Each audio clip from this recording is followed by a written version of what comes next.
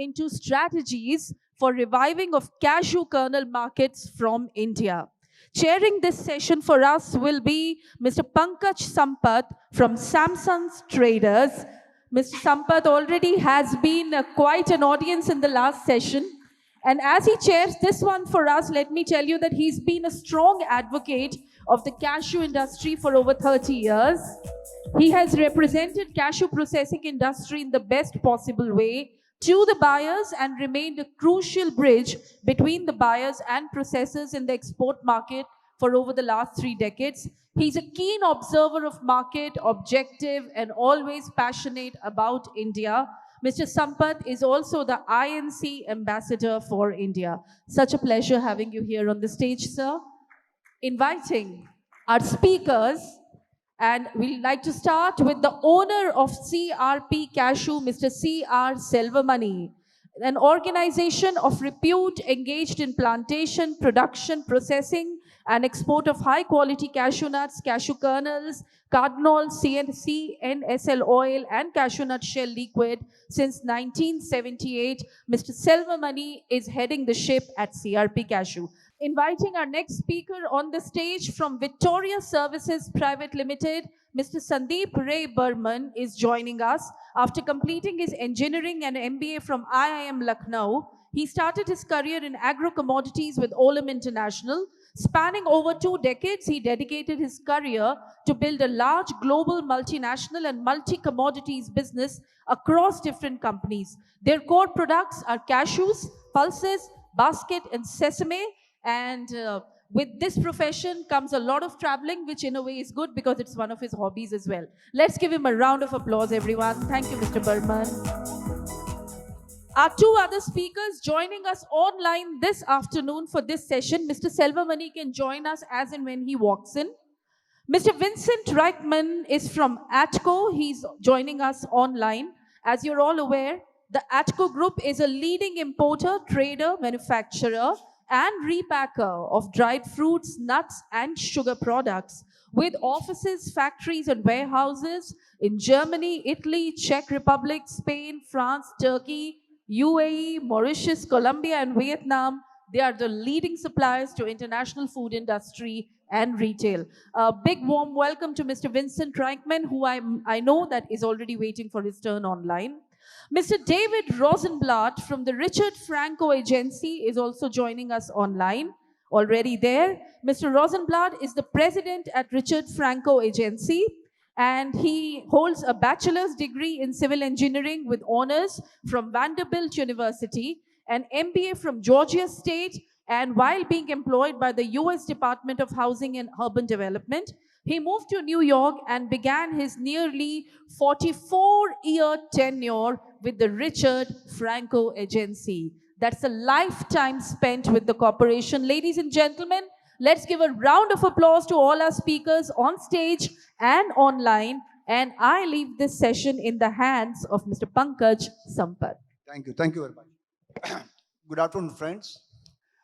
My job has been made very easy because the speakers before me, Rahul yesterday and Jim today and a couple of other speakers have already spoken about the need and the potential for India to come back into the export market. So to begin with, I will just start with a couple of slides to show what has been happening in India in the last 15, 20 years. Can I have the first slide, please? What we have seen is, what the figures will show us, is that India continues to be a major force in the cashew world in terms of production, in terms of processing, and definitely in terms of consumption. But India's share of the world kernel trade has gone down dramatically in the last 25 years, and more so in the last 5-6 years. One of the key reasons for that, of course, is the tremendously fast-growing domestic consumption. But other factors also are also responsible for that, like the higher cost of production, the slow pace of mechanization. Of course, that has changed in the last couple of years, but the mechanization India was a little bit behind, which is unfortunate. Slide is talking about the raw cashew situation in India.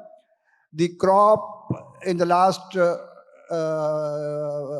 20 years has gone up from about 350,000 tons to about 650 to 700,000 tons. The RCN imports have also grown, and they reached the record level of, I think, 1.3 million tons in 2022. And then the processing also has gone up from about 700,000 tons to about 2 million tons, 1.8 to 2 million tons. We have taken a kernel equivalent of 21%. So in the 2000 to 2010 period, the kernel availability was in the region of about 200,000 tons, plus or minus 25,000 tons, which has grown to about 350,000 tons, and then now is about 400 to 450,000 tons. Exports were at the highest in 2005, 130,000 tons, which have now come down to about 45 to 50,000 tons. And then when you take consumption, which is a derived figure because it's impossible to have figures of consumption, has gone up from 80,000 tons in 2000 to almost 375,000, 350 to 375,000 tons in the last 3-4 years. This is a slide which shows India's share of the world cashew sector. Production, we are about 15%. In kernel production, we are about 40%. In kernel consumption, we are about 35%. But in world kernel trade, we are only 8%. So that is the question that we are going to try and address in this session as to what we need to do. I mean, what are the reasons for this decline and what we need to do to gain a bigger share of the world market. So to start the session, I will now request Vincent. Vincent has been, as the managing director of ATCO, been involved in the cashew business for, I think, about 2 decades.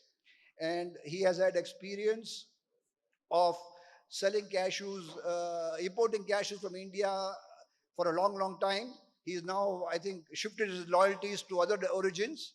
But he was a very big supporter of Indian cashews for a long, long time. And he has also got experience in processing because they have a processing unit in Vietnam. And more important from our perspective today is that he is in direct touch with the retailers in Europe and with processors, repackers, etc. in Europe. So he will be able to give us an insight as to why India has lost its share in the world market and what can be done to revive it. Over to you, Vincent. Thank you so much. Namaste. Do you hear me all right? Go ahead, please. Okay, super. Well, thank you very much for the invitation to this conference. It was very important for me to be able to speak on this first AICA conference, even though I could not make it in presence. But again, thanks for letting me join online. First of all, we do see great chances for high quality cashews from India to regain market share. And I'm going to give you a couple of minutes introduction what we are seeing about the European market at the moment, about the European market and European buyers. First, we need to understand what's driving them to see how we can get India back in. So the European customers have developed certain requirements. I mean, the biggest thing, especially as we have seen this season, as Jim also pointed out in his presentation, there are various risks in the cashew supply chains, and at the moment, a lot of customers are hit hard by various disruptions, to put it this way. So we do see that a very high priority for customers and consumers in Europe is at the moment to mitigate risks.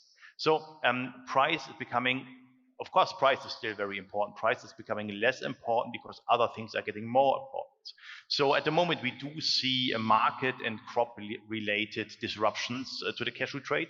which are on one side political interventions, regulatory affairs in various countries of origin, as we discussed. We see, in general, volatility in crop sizes, in climatic conditions, hence quality issues worldwide. So this is one side. The other side are logistical implications, which are ongoing and have gone much stronger over the last couple of years. We see a great volatility in freight costs. We have unreliable shipment schedules, congestion in ports, so the whole supply chain just got less reliable. This is the logistics from RCN producing countries to processing countries and from the point of processing to the customer market. It's important to get these risks because the highest priority, especially for food industry and retail, is to guarantee 100% availability of the product to the consumer. So it's the worst thing that can happen, even worse than quality or price issues. If the shelves are empty, the sale is lost and the consumption lost. So this has the highest priority for retail to have the product available. So this was the customer-driven factors, but if you also go to the consumer, to the end user level, we see a much more critical view for sustainability in general. Carbon footprint is a big topic, and especially cashew is on the radar. A lot of NGOs are criticizing the current setup of complex cashew supply chains. So this is not only known to the trade, which includes us, it's also known to the majority of consumers. And people are asking critical questions. Why does it have to be like this? There's a great demand for transparency. Consumers want to know where the product is coming from, how it's processed. And this is not only specifically about cashew, this is basically for products in general. The third big factor having an impact on the European market is also legal implications. So we have two major things. So we have the German Corporate Due Diligence Act already in place. And an even higher level, the European, it's CSDDD, that's the Corporate Sustainability Due Diligence Directive. This has now officially been published by the European Commission, and it needs to be put into a national legislation by all European Union member states by July 2026. So it's now that also all the major companies, retail, food industry, they have a legal pressure to bring more transparency in their supply chains. So what I would like to sort of share the concept of, let's call them DOC, direct origin cashew. So I think this is the solution going forward for the cashew industry in general, and this is also the entrance door for India as a sales pitch why to get back in the market as an important source of cashew. So by hedging, it is a possibility to hedge supply chain risk by spreading the supply of cashew over various countries of origin, and not only countries but also continents. So the concept is that in a couple of years, I do foresee that a quite large share of cashews which are being consumed are going to grow, processed, and packed in the respective country of origin. So this brings us a better carbon footprint. It brings more transparency and traceability into the supply chains. This is again what consumers want, what corporate organizations need to do from a legal perspective, at least in Europe. And this also has a lot of economic impact as it reduces substantially the dependency on the specific sizes of crops and the crop conditions, the climatic conditions in the separate areas of growing if you spread your procurement over more and more different origins. Less dependency on political implications, less dependency on these inter-cashew RCN logistics from Africa to India or Vietnam. Also less risks on the outgoing logistic from kernels to the consumer markets.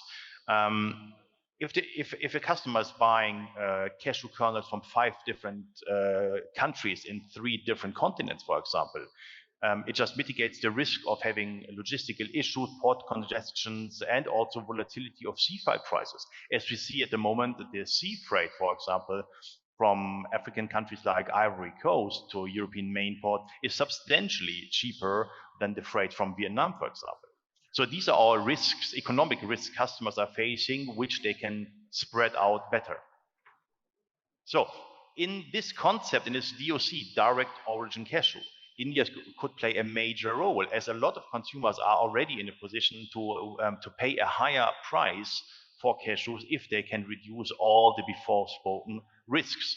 So theoretically, a big retail corporation might be willing to buy 20% of their cashew needs from in India, Vietnam, IVC, Ghana, Tanzania, each or whatever, maybe even Brazil, at least something available. So I think this is the concept I would like to share with you, and this is a marketing pitch India should use next to the other factors like high quality cashews, which they are producing anyhow.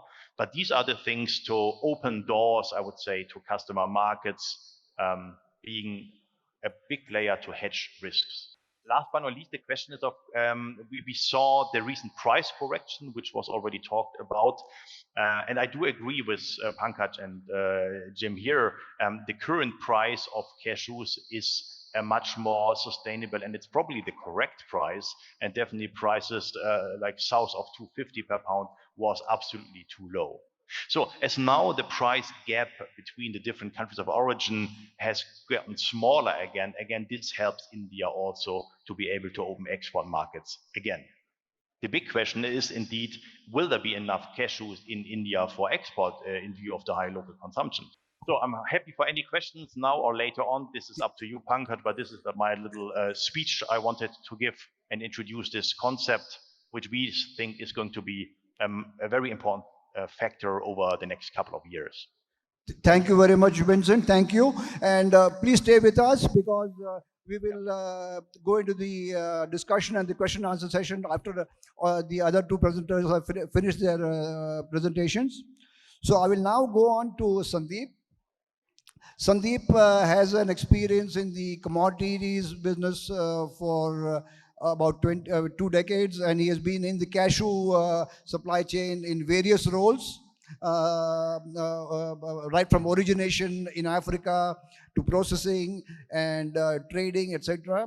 And also he has had a stint in the Indian retail market. So I will now request him to give us an overview of what he has seen in the cashew world in his experience, give us an insight into what's happening in India, and what are his thoughts on how India can get a bigger share of the world cashew kernel trade. Over to you, Sandip. Thank you, Pankaj. Thank you very much, Eventel, and under the aegis of AICA to have given me this opportunity to come and present here today. Firstly, a very good afternoon to all the gentlemen here, and I think 1, 2, or maybe maximum 4 ladies that I see. So one of my first requests to the organizers is to, by the time we go into the second year of this conference, to have a better gender ratio. We have so many gentlemen here and just 4 ladies. That's all I can see as of now. Coming into the topic, one of the things is when you speak after Jim, what happens is a lot of your slides become redundant. So I made some 5, 6 slides, and I see at least 2 or 3 of them have already been covered. But I'll try to go into the with more detail into the domestic market of India, which Pankaj just mentioned. But before going into that, we've already discussed this, but I just want to give my perspective of the slides here. So we very clearly know that the Indian cashew kernel market or the export market has been declining over the years, and that is also one of the reasons why this panel has been designed to discuss about this matter. But what are the various reasons for this decline? I cannot pinpoint into 1, 2, 3. There are multifaceted reasons why this decline is happening over the years. And we will go into the reasons later. But the biggest competition, or traditionally the biggest competition of Indian cashew kernels in the global export market is Vietnam. And of course, now there is a new kid in the block, which we can say the African cluster. I think they are catching up at a dramatic speed. But I have not put up the numbers of Africa here. We are just talking about the traditional competition with Vietnam. Now, if we see, in 2018, Vietnam exports was only 350,000 tons of kernels. And by the time we come into 2024, and of course the numbers are not out yet, we have another 6 months to cover. But already, if I recall well, the export numbers for this year until end of July has crossed 400,000 tons.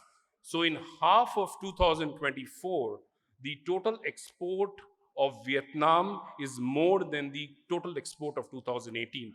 That shows the amount of work which has gone into that country in terms of investment, in terms of very clear intent, in terms of organizing the trade in the right direction, which is why this has happened.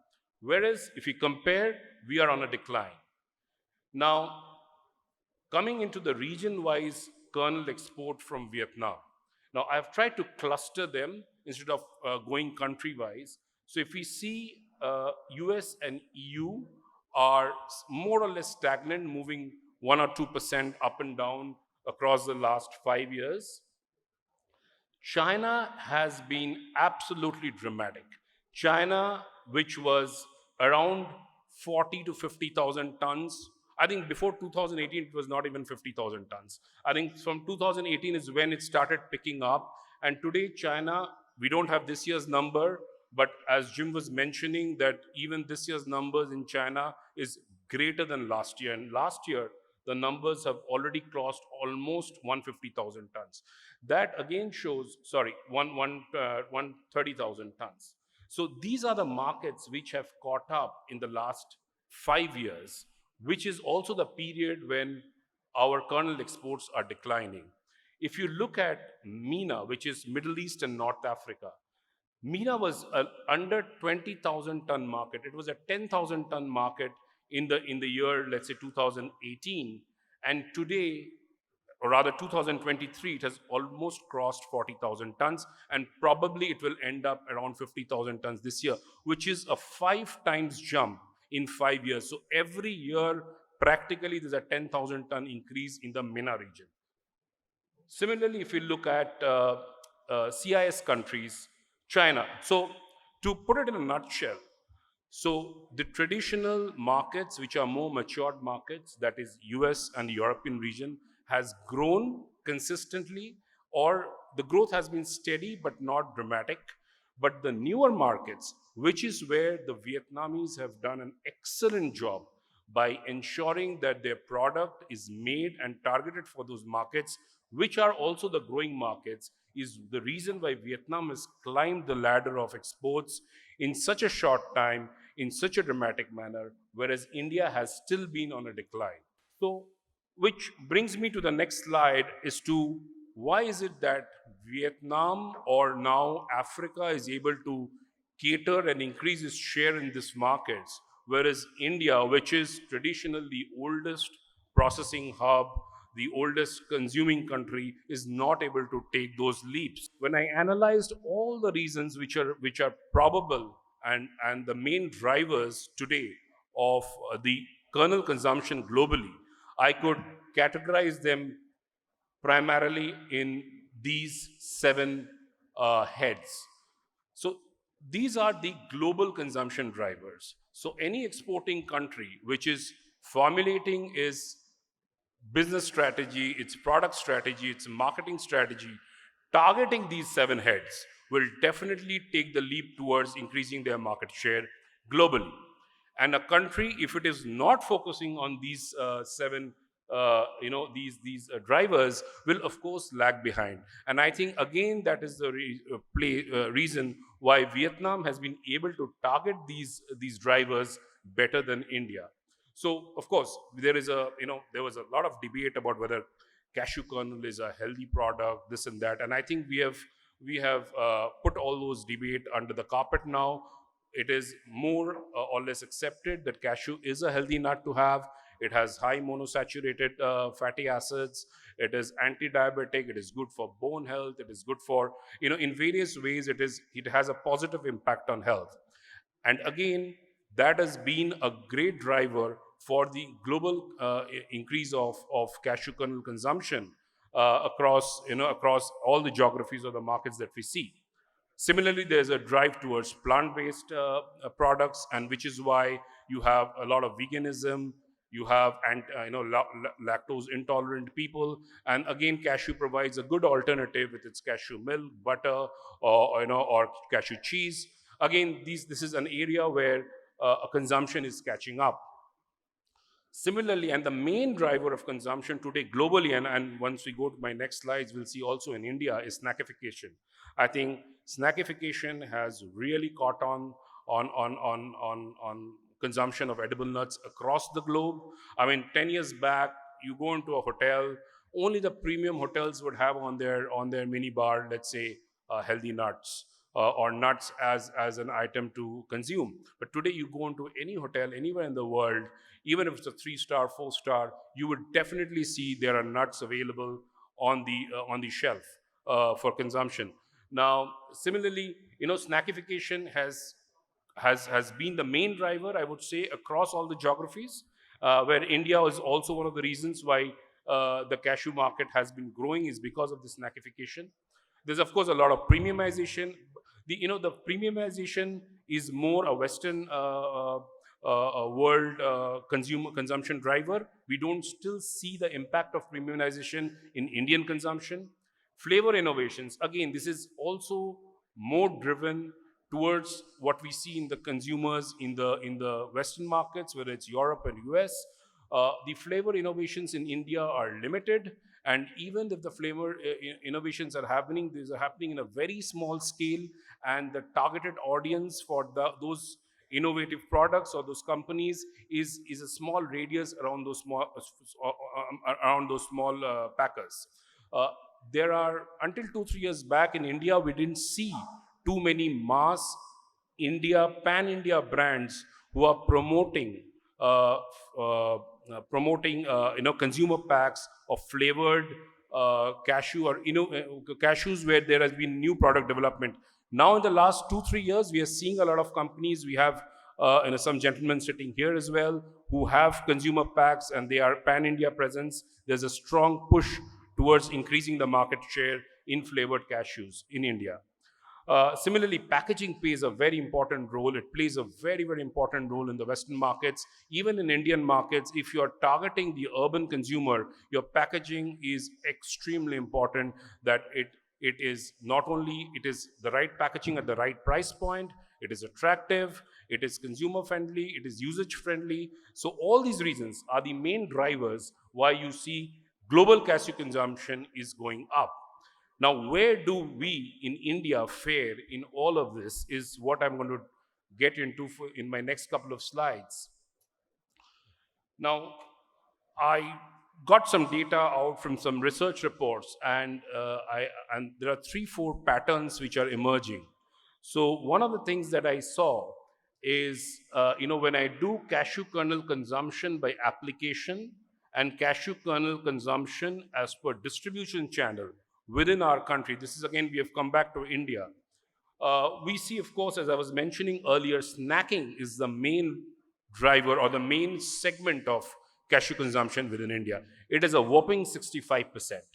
And the rest of it are small 5-10%, on the pie. But main consumption, pattern in India is still snacking.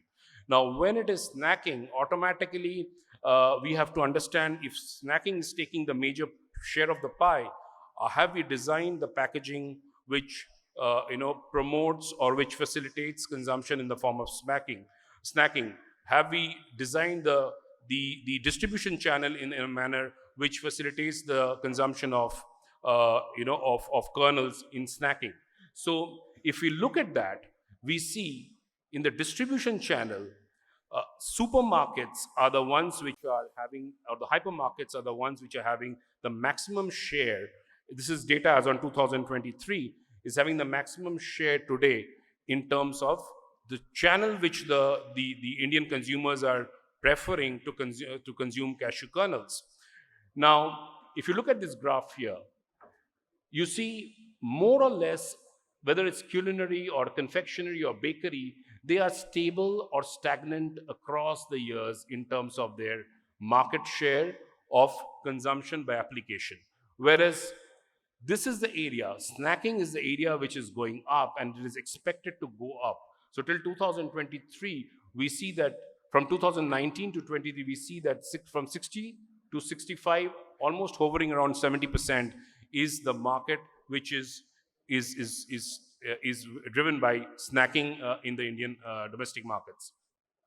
Now, of course, when you have snacking as the main driver, automatically the channel that fits in is supermarket and hypermarkets and online retail.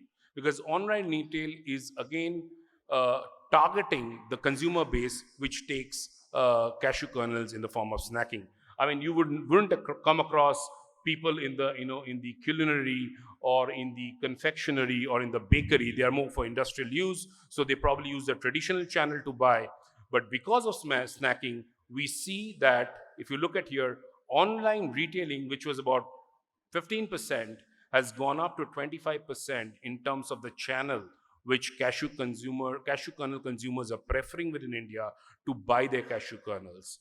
Similarly, we see the supermarket, the online, the supermarkets and the hypermarkets have also seen a share increase across the last 4-5 years in terms of their distribution channel for consumption.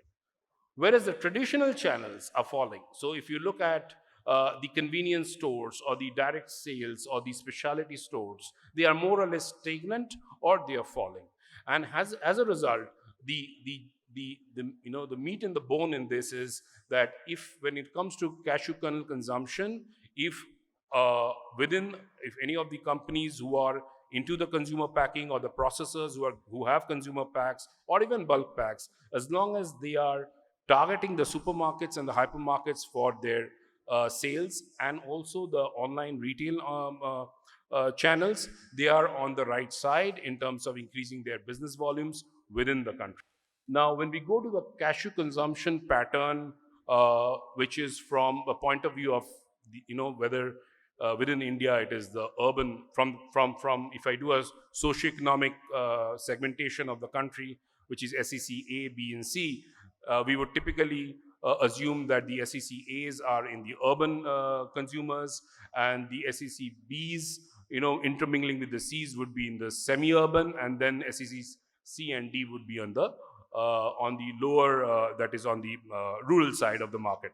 Now, though the bulk of the consumption in India still is at 50%, which is in the middle SEC, the B and C segments, the socioeconomic segment, that is where 50% of the consumption happens, but there is hardly any growth there. It is very steady and stagnant. And instead, if you look at the high SECA, which is the urban market, that is where the consumption is rapidly going up in the last 5 years.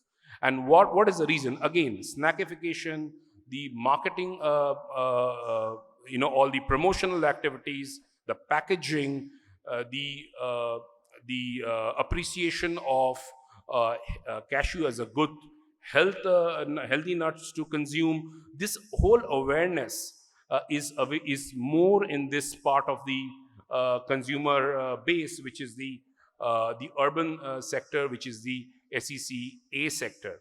And hence, I think for the organizations who are currently in processing and developing various new products or developing their marketing strategy could probably now look at not only targeting this segment, which is definitely a growing segment, but also look at the semi-urban market, where I think most of the product innovations are not going, most of the targeted packaging is not going, and that is where the market has become very stagnant and steady. So probably there's a learning here. Maybe this is the area where one can push their new product strategies, their new form of packaging, and the entire communication around healthy and good nuts. That communication has to be targeted towards this region. I think from the point of view of the region within the country, I think it's very clear that the growth is coming mostly from West India and North India, and that is why we have seen so many factories which have mushroomed in this part of the country again in the last 5-7 years. We don't see so many factories coming up in the south because south has got saturated, it has got matured. But because the market is expanding in this region, we see more and more factories coming up, and consumers are getting closer access to the product. So to summarize, I think this brings me to the end of my talk. So to summarize, I think if when it comes to marketing cashew with a global perspective from India or marketing cashew with a domestic perspective, I think these are broadly the points which are non-negotiable, and they are mostly no-brainers. Honestly, if we focus on mechanization, and I think most of the participants earlier have mentioned these points in some of the slides already, but mechanization, production efficiency, product innovations, food safety standards, very critical for growth in the export market. I think food safety standard is one area where there's a tremendous scope of improvement within India. There are modern factories which are there today, which are adhering to various food safety, the certifications. But then there's a lot of work that needs to be done. There's a lot of mindset which has to change. There's a lot of investment that has to come in, and I think that is very critical for engaging more with the Western markets and gaining back the market share.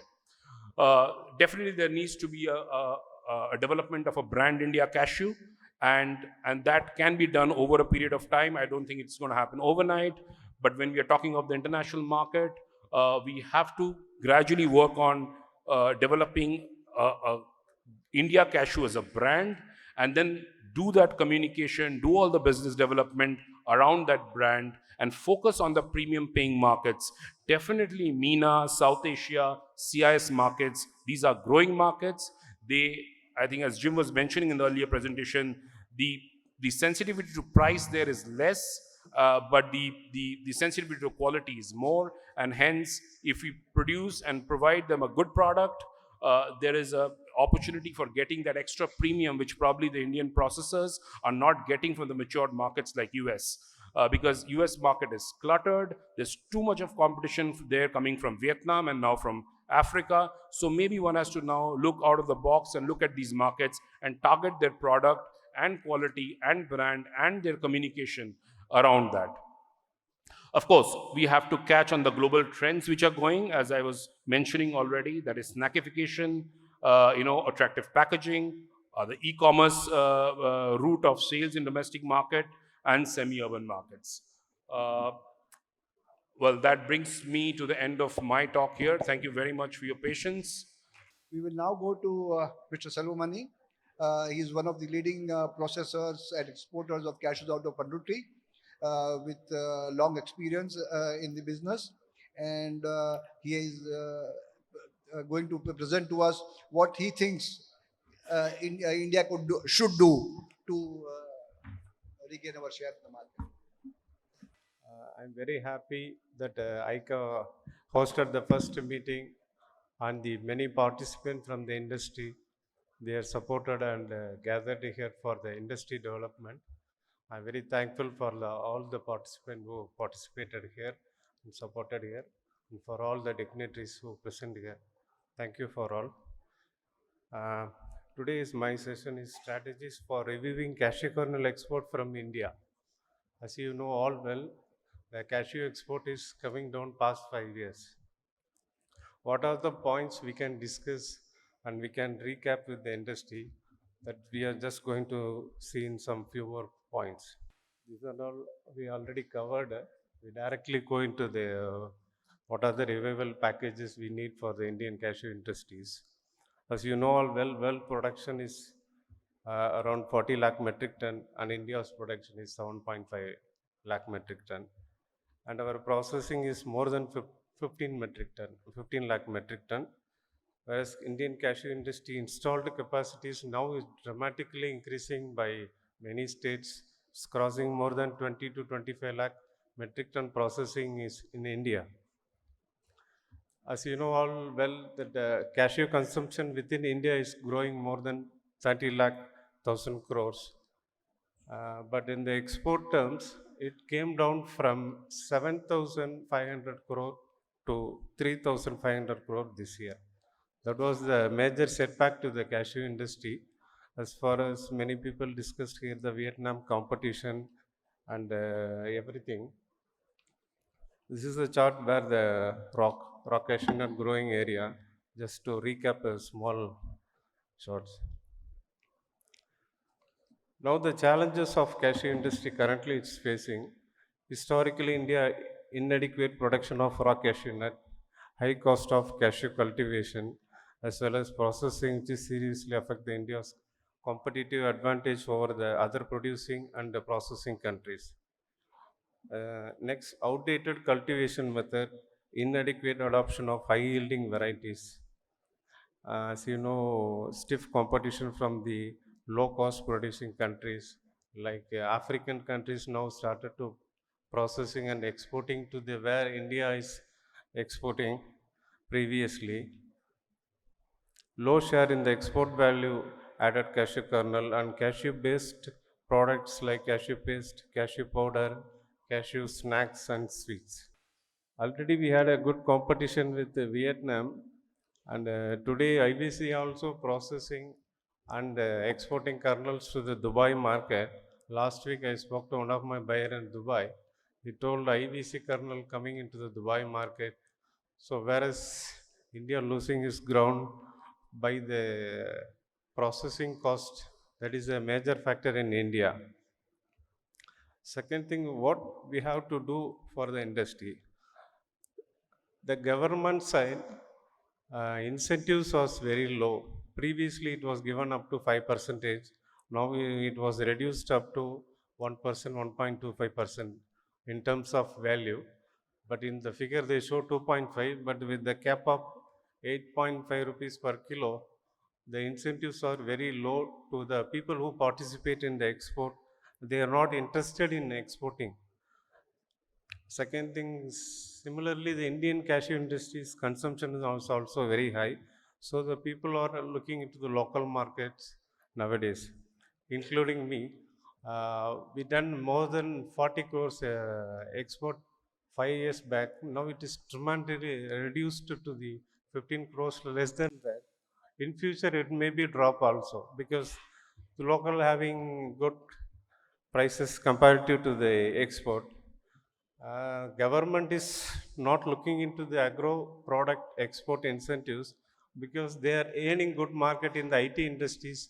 Their revenue in dollar in IT industries is more than sufficient. So they are not taking care of these small agro product export activities. As you know all well, CEPC was lost their power of that licensing. So now we moved to APADA.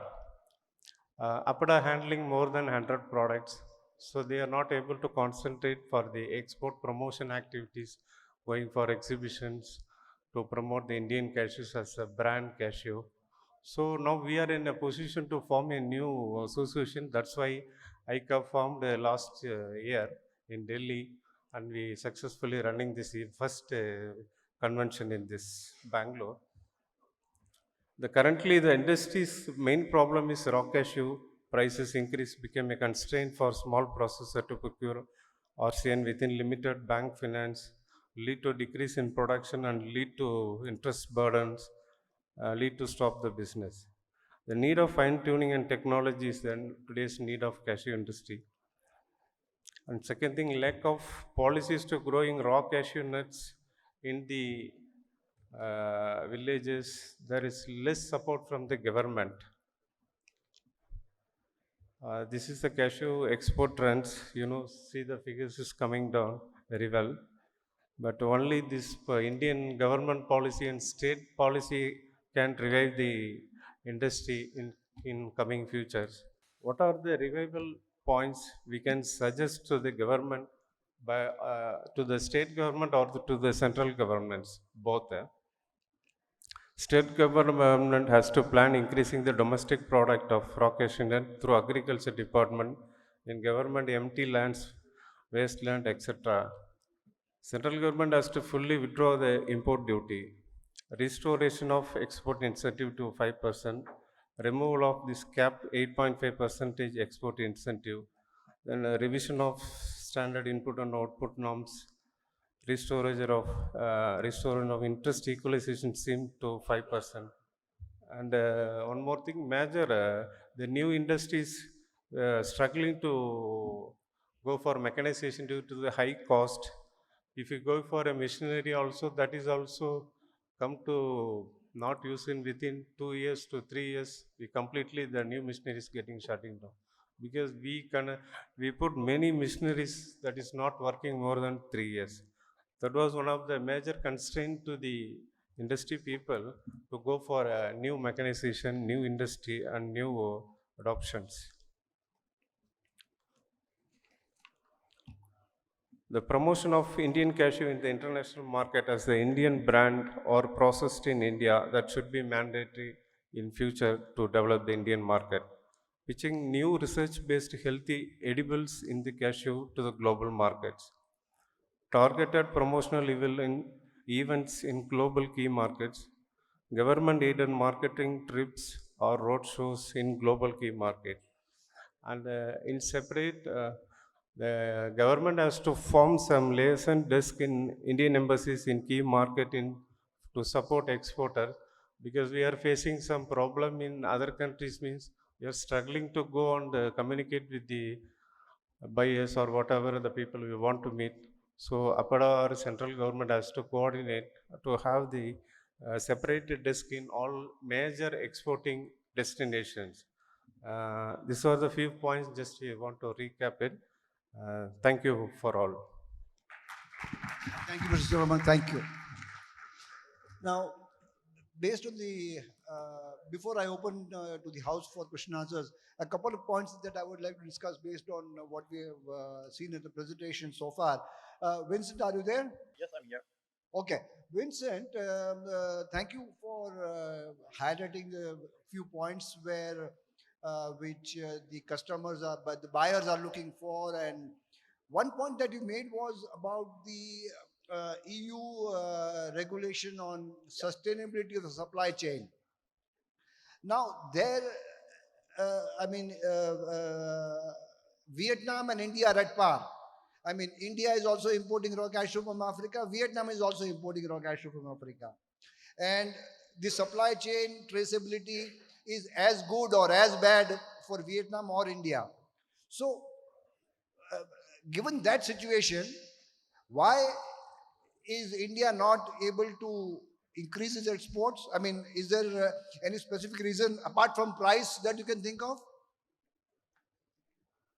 No, I do think that, especially for the last years, where, as we said, that Indian cashews were basically too cheap or not sustainable from a price point. So that obviously made the gap quite big. So I think the price is the main point.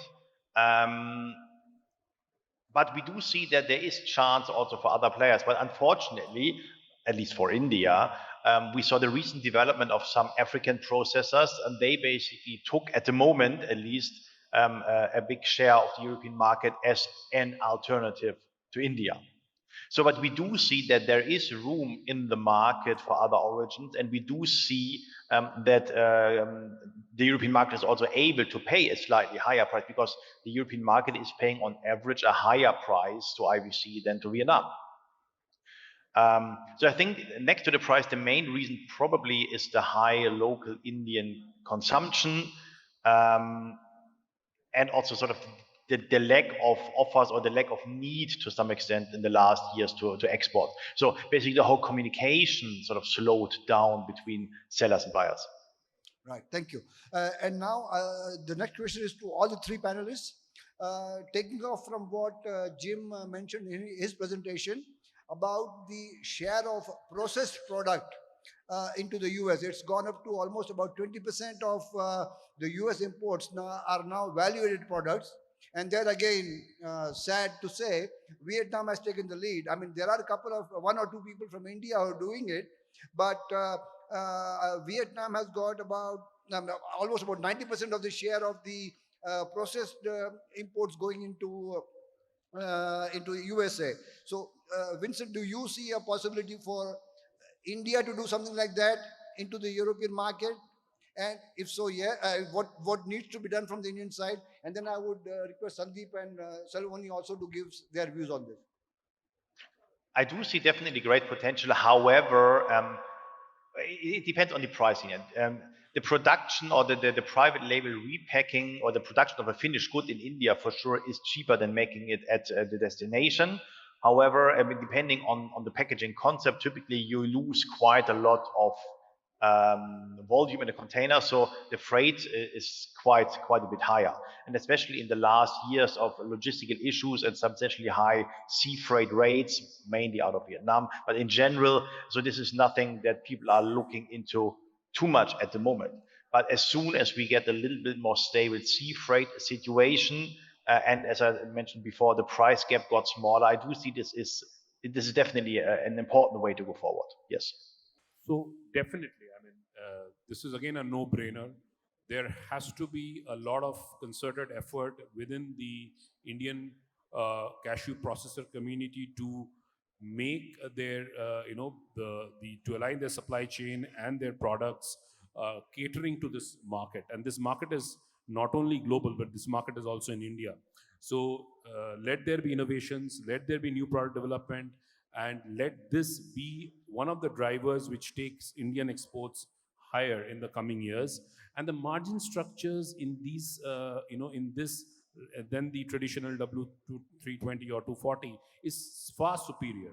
So there is definitely a room for getting into this if people have not already got into it, and target that market. So I am a big votary of this, that India should, and there is no specific advantage that Vietnam is going to be able to play on this, on this in any way. Right. And India, this is my personal view. I think the Indian processors or the community, the processing industry here is just too consumed by the Indian domestic market. Frankly, if I were in 2018 conference and even this 2024 conference, the Indian domestic consumption number has always been around 300,000 tons, whereas the world has moved on. The world has moved on by leaps and bounds. Some of the regions have gone up by 4-5 times. So India, we still talk, I mean, it would be either a 300,000 tons number or a 350,000 tons. And we are playing in that band, which basically means that the domestic market is not growing as we think. Even today, I was speaking to some of the large modern trade retailers in India, and what they told me, and this is as latest as yesterday, is that the impact of prices, because the prices have risen, the impact of prices is already being seen on the shelves. The material is not moving. India is a spot market. Yeah, it is not moving. I mean, this is one of the things that maybe I would like to ask Vincent is, how do you see in Europe or in the US that the prices have gone up? Have they started reflecting on the shelf? And how is it impacting consumption? But in India, the modern trade retailers are already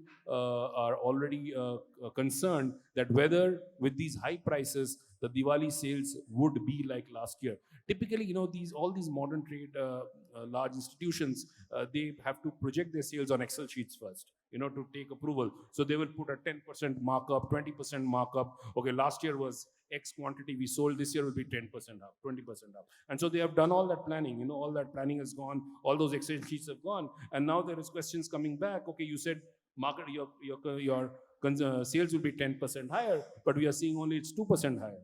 So what is why is the gap coming? So which means, I think this obsession with Indian market, maybe it's time to also look and see if there are ways and avenues by which we can develop the export market from being completely now neglected, I would say, in the last 3-4 years. That's my take on this. Less of a question to the panel, but more of a question to all the big and small cashew processors.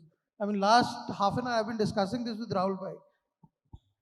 Seeing the numbers and being part of the trade, but from outside the cashew nut processing, seeing the numbers, what I feel, India, I think, is at a gold mine. But I think the whole industry has to get together to understand that. If you do marginal costing, आज India अपना 3.5 lakh ton 3,50,000 tons of cashews India consumes, that India says, all of you processors say that this cashew in India gets sold at 100 rupees or 80 rupees above the international pricing. Am I correct when I say that number? So if that is the case, अगर हमारी industry को एक 3.5 lakh ton में we have a decisive price advantage of, let's say, 100 rupees or 80 rupees a kilo. India, if it doubles its capacity and creates, let's say, a capacity for another 400,000 tons of production, the industry can be cheaper than Vietnam by even 10 bucks, 20 bucks, and still have that competitive advantage. Because Vietnam won't have a domestic market that will pay them 100 bucks higher for half their product or 80% of their product. But I think what everybody in India wants to do is, today as a cashew processor, and if I was so, I would also do the same, that I would say, yeah, let me sell everything to India and let me export. But if we really want this industry to get it, then the intent has to come from everybody in the industry. And AICA and associations can do that. There can be no regulation mechanism that never works in trades. You can never force people ki yaar itna export karna hi karna hai. There should not be any involvement of government in this because it will mess it up. You don't want the government to impose a 20%. You don't want government to get into this. But as an industry, if we really say, if everybody has the intent, if all of the people in this room have the intent that we really want exports to grow, then everybody has to think of that. Maybe expand capacity and mentally say that this person has to go and export. Try to create, as an association, try to create some kind of a mechanism without involving the government. But I think the opportunity is humongous. Seeing the number, if Vietnam can do what they do without the price advantage that Indian processors have, all India needs to do is everybody has to double their capacity and commit a part of it to export. I think India can achieve. It's more a macro thing. I know we've been discussing. These things are great for macro thing ideas, but sometimes these ideas, small beginnings can be made. One idea can maybe work. On a macro level, this looks interesting. How it can happen, it's a very uphill task. The whole industry has to work. But if I think 10% of it can be done, maybe everybody commits 2% of their production to export voluntarily. There should not be any, I'm very clear, regulation aate hi ban bach jayega, but agar voluntarily the industry agrees to do maybe 5% of their processing for export, I think slowly that can rise and everybody will see a need to have higher production. And we are seeing increased capacities. We have seen 2 years where India had more product, but still everybody wanted to sell all that in India, then try to export. So agar wo marginal costing ki thought la ke ye industry, this is just a thought for the industry, that we think of marginal costing and try to do that. Maybe India can try and regain its place. I'm a very proud Indian. I would want India to see it back on the glory days and be the cashew thing. We had a very interesting conversation. India is designing the codex for world cashew standards. AICA will be working on that. NDFC will be working on that with the government to actually create the codex. Codex is the international standard जो पूरी दुनिया पे applicable होगा. If India can do that, if they've invited India to do that for cashews, that's the value India carries as a cashew origin. So this is just how the industry thinks of voluntarily to get together. And it's not easy. It's a very fragmented industry. But if everybody wants to think on these terms, maybe AICA needs to create a session where, at least AICA members can commit a certain level of processes over a certain level can commit. These are all ideas I know, and some of them may not be very easy to implement, but agar kuch naya karna hai, to we'll have to think of unique ways. We'll have to think of doing something out of the box. So that's just a thought in this session that came to me. Thank you, Mujit. Thank you very much. Very good suggestions. You have to think out of the box to make things happen. Now, we have a few questions from the audience. I will take it from the bottom. Ravindra, he's asking whether if India can accept the prices, then why can't the global markets? Simple answer, they can accept it, but because Vietnam is giving to them at cheaper price, they don't want to pay the price. Very simple. Can AICA represent the Ministry of Commerce to negotiate with China for duty reduction on? Yes. Rahul, that is something that we should do, because I think we are having a 10% duty on 10%, if I'm not mistaken, on Indian cashews into China, whereas Vietnam is zero. So that is something that we should definitely represent on. As an American buyer, we don't have an American buyer here. So, but as a European buyer, would you advise new Indian exporters to create qualities as per American? Good. Vincent, now you are paying a price of $3.30 or whatever for Vietnamese quality. So, would you accept the similar quality from India as well? Or you want Indian quality? Different customers in different markets can take different qualities. So absolutely, we can buy Indian quality, but also India could also produce a Vietnamese style quality. Absolutely, there is a market for it, yes. Bring down the quality and then sell at the Vietnamese price. Yeah, I mean, for me, quality is a completely neutral term. So quality does not always have to be high. From my perspective, quality always has to be exactly what the customer and the market wants or needs. So yes, Right. there is a market for various quality grades. I understand. Thank you.